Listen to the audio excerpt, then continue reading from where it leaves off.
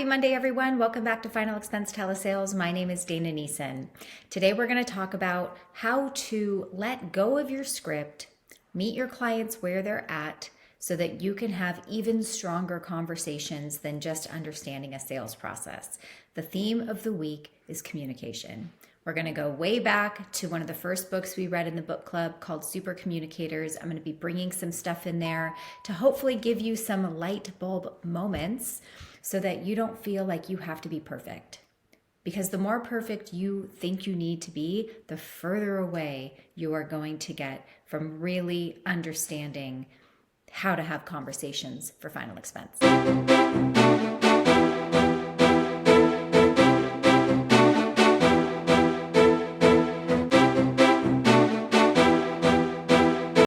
If you are just now finding this channel, welcome and thank you for being here. I am the owner and founder of Empower Life Group. We are a remote telesales agency specializing in simplified issue life. And if you watch this video to the end, my whole goal is going to be to continue to help you improve the quality and strength of your conversations. Today's topic was stemmed from a meltdown that one of our agents had last week. This agent had really never understood how to follow a script, understood what a sales process even is, and had relied on personality and just a treacherous amount of dials and activity to find success in the first year of business.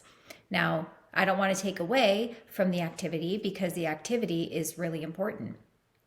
And I also don't want to take away from personality, because your personality and getting people to like you is also super important.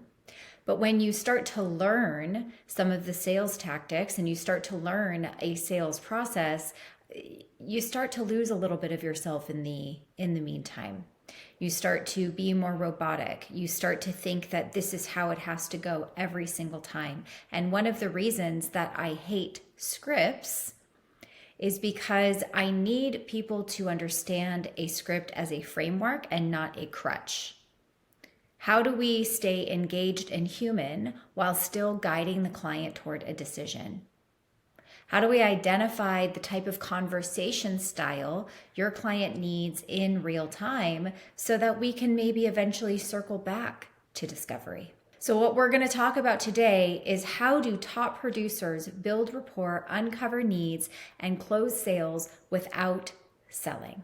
Okay, this is the roadmap. This is how you follow a proven sales process without being robotic. And we're going to start with the script. Okay, I love my script. I have to say, I love the script. I wrote the script. I follow the script. But do I follow the script every single time? Do I follow the script word for word verbatim? I don't. And I'm the one that wrote it. So a script, it's a powerful tool, but it is not meant to replace a genuine connection. Okay, it is not meant to place a genuine connection. I want you to think of a script as the foundation that keeps you on track. Think of a script as something that ensures you cover all of the critical points without getting lost. And once you know it inside and out, you have the freedom then to adapt your delivery, adjust your wording, find your voice, and match the conversation's tone without losing direction. For example, my script is in a discovery, right? Well, we overcome objections or concerns in the beginning. We have discovery, credibility, education, figuring out the need, health questions, and quoting, right? That's the quote unquote order. But your conversation may not follow that exact order every single time, and you have to be comfortable and fluid to move through different parts of the script, the framework, depending on what type of conversation your client needs to have. Earlier, I said we were going to talk about one of the first book club books we did, which was Super Communicators by Charles Duhigg. I highly recommend that you read that book, because in that book, he talks about if your client comes in and they want to have a logic-based conversation, right? They're not ready to get into their emotions. Well, you probably shouldn't be starting in deep level emotion-based discovery. because logic and emotion combined, all that's going to do is cause more sales resistance. They're going to ask you things like, why are you asking all these questions? This is none of your business. And yes, there is room for improvement there with people. I don't want you to take that and use it as a crutch, because some people are ready to have those types of conversations, and then we're losing the weight of the impact by not having it. So what I'm trying to say is, if someone comes in and they are your type A people, or they need to be educated, or they need to know the credibility first, we got to meet our clients where they're at and be able to circle back. If you've ever tried to memorize a script before for a play or in theater, they want you to purposely memorize them out of order. So anybody could throw you a line from any part in the script and you know exactly where to go from there and take off. You shouldn't have to start from the very beginning and go in order every single time. Because think about that. Is every person that you talk to ready to have the same exact conversation every single time? Or sometimes do you have to start here and then go to here and then circle back over here? I think that the thing that messes up agents is maybe they start in section 3 and then that's their start point and they move forward and they fail to circle back. So understanding that, again, the script is your framework. It's not a crutch, but you still need to cover all the parts of the framework. So how do we follow a sales process without sounding robotic, right? A sales process is there to guide you from hello to congratulations. But I'm telling you right now, Grandma Mildred, she can tell when you're just checking boxes and asking questions because they're on your paper. The goal is to master your process so well that it feels natural and conversational, not mechanical. You need to be able to create conversation between the questions. You have to pretend like this is your best friend's grandmother on the other end of the phone. And you are there to get to know her and get to know her needs. When you understand the why behind every step, you can flow through it in a way that keeps the client more engaged and more comfortable, because we're having the type of conversation that they need to have in that moment. So what happens is we start to lose a piece of ourselves. We start to lose our personality because we're so focused on wanting to be perfect and robotic and following a script and following a process that we forget that we're all human. And selling is a human-to-human interaction, not just a transaction. We have to actively listen. We have to respond to the things that they're saying. If someone says that they've called in because, their husband passed away or their wife passed away and they didn't have anything, a robotic and transactional sales agent will say something like, "I'm sorry for your loss. Hey, did they have any insurance?" And we've completely lost the opportunity to connect on a deeper level with our client and let them go there for a minute. Let them go there. Let them feel the weight. Let them get it out. There will be plenty of time to talk about the insurance. We have to make it clear, right, that our goal is to help them understand, to help them make the best decision for their situation, and not to push them into something that they don't understand and they don't want. This is higher level sales. This is more than, I'm just an underwriter from the state calling to give your options and we just need to make sure we can get you approved. You are walking yourself into chargebacks and you are walking yourself out of client relationships and the possibility to build referrals and an actual book of business. Not every client responds to the same approach. Some want detailed information and numbers, right? That's how they buy. Others need reassurance and emotional certainty. And what you'll find is that is the majority of the people.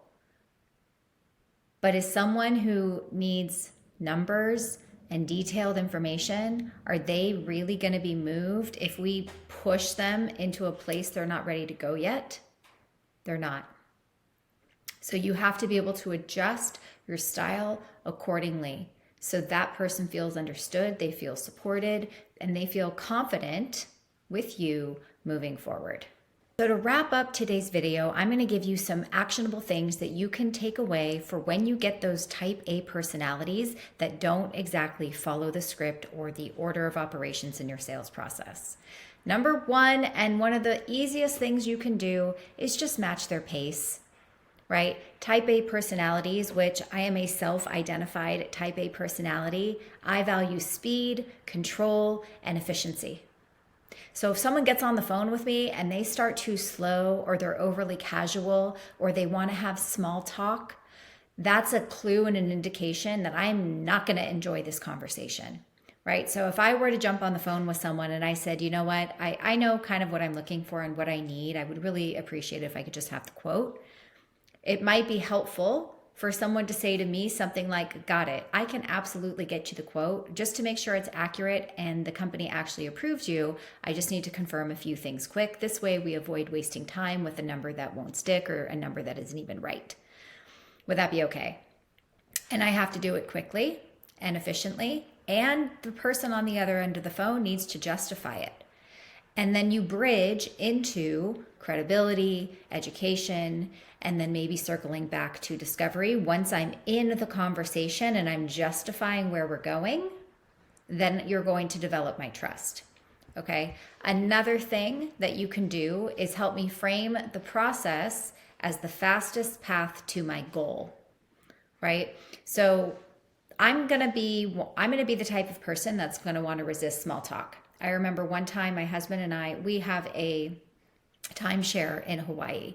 And every time we go, they want us to go to these member update meetings, which is really just, it's time for us to upsell you on your plan. And the person that we got put with the last time we were there wanted to talk to us about our vacation and how often we come and what were we doing and what were our kids doing. And it was like 15 minutes of nothing. And I couldn't take it anymore. And I finally just said, you know, I don't want to be rude, but could we just get on to the point of why we're here? And I wish I didn't have to say that, but my body language was kind of like, I was giving short answers. I wasn't engaged. I didn't want to be there. I didn't want to have this type of conversation. He was trying to build rapport, but all he was doing was annoying me. And so when you recognize that, right? When you recognize that, when someone is basically telling you over the phone where they need to be, where you need to meet them, you could say also something like, sure, of course, I could throw a number at you now, but I guess there's probably a good chance it'll be wrong once underwriting looks at it. Let's knock out a couple important details first, and then I can get you the real number, the one that you can actually count on. And then start at a different part of the script, right? Because we got to meet these type A people where they're at. We also, I say we, because it is me, we hate feeling like you're just dragging things out so that you purposely make the price so far away I can't even see it. So you might have to make your discovery shorter. You might have to make your process more structured, a little bit more goal-oriented. Replace long narrative stories with just concise need-to-know information, like quick health lifestyle check. Asking questions about like, why is this important to you? What had you wanting to look in the first place? Have you ever had any insurance before? How much coverage do you think you need, and why do you feel like you need that much? Not going really too deep into the how would it feel type of questions until you can gauge that person is ready to open up to you and have that type of conversation. You have to be able to maintain your authority, right? Type A personalities respect confidence and expertise, which is why I always tell agents to start with credibility and education first.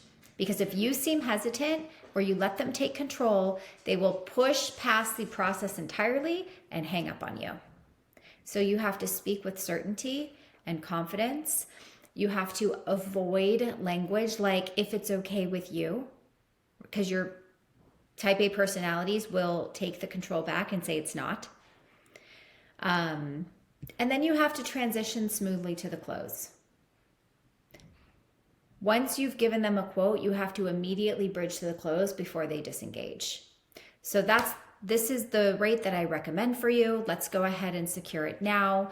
Go ahead and give me the information of your kids that you said you wanted to put as beneficiaries. They have to be led. Too many people at the end are looking for their clients to say, yes, that is what I want, and here is why I want it. You're not going to find that, right? You're not going to find that. I was with another agent last week who was doing that exact thing, who was like looking for well, are you sure you want this? Does this feel comfortable and affordable? And like asking for the sale 3 or 4 times in 3 or 4 different ways, when after the first time she asked for it, the client said yes. At that point, you move to the application. You don't have to have it all figured out if they have it all figured out. And that's the plan for them. So what I'm trying to help you understand here is we have to find the human element in all of this. We have to meet our clients where they're at. We have to have the type of conversation they're willing to have. And we have to adjust our script into a framework. And we have to be okay doing things out of order. Because if you turn into a robot and you think you have to go from start, reading every single line to the end, you're going to get yourself in trouble and you're going to lose people simply because you aren't allowing yourself the freedom to be human. I hope that helps for today. If you have any questions about all the stuff I'm talking about, if you want more conversations like this, and you want to join Empowered Life Group, all of my contact information is in the description below. I do group opportunity calls every Tuesday and Thursday. We are growing like crazy, and we want to help you grow with a solid foundation that helps you feel comfortable and confident in this business, not a slave to it. Thank you so much, and I'll see you next time.